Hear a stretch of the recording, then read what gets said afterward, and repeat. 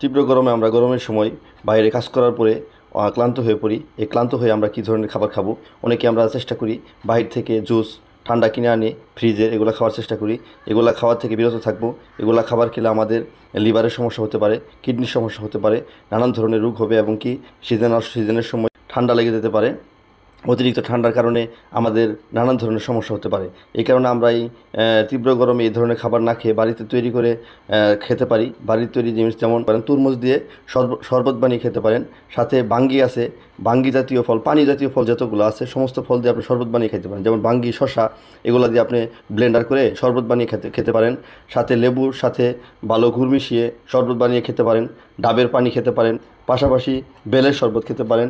এই ধরনের খাবার যদি আমরা খাই তাহলে আমাদের স্বাস্থ্যগত কোনো সমস্যা হবে না এবং কি শরীরে কোনো রোগ হওয়ার সম্ভাবনা কম থাকবে।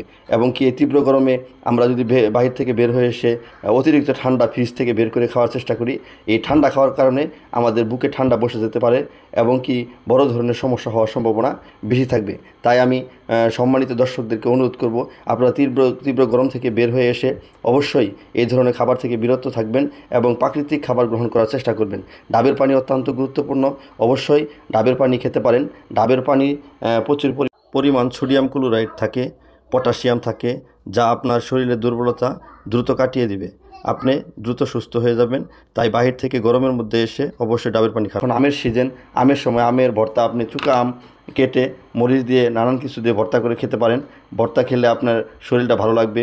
আমের মধ্যে প্রচুর পরিমাণ ভিটামিন সি থাকে, তো ভিটামিন সি আপনার শরীরের ক্লান্তি দূর করবে। তাই আপনাদেরকে আমি এই ধরনের খাবার খাওয়ার পরামর্শ দিচ্ছি। অবশ্যই এই ধরনের খাবার খাবেন। ভিডিওটা ভালো লাগলে শেয়ার করে দিবেন। পাশাপাশি পেজটাকে যারা নতুন অবশ্যই ফলো দিয়ে রাখবেন। ধন্যবাদ। আসসালামু আলাইকুম।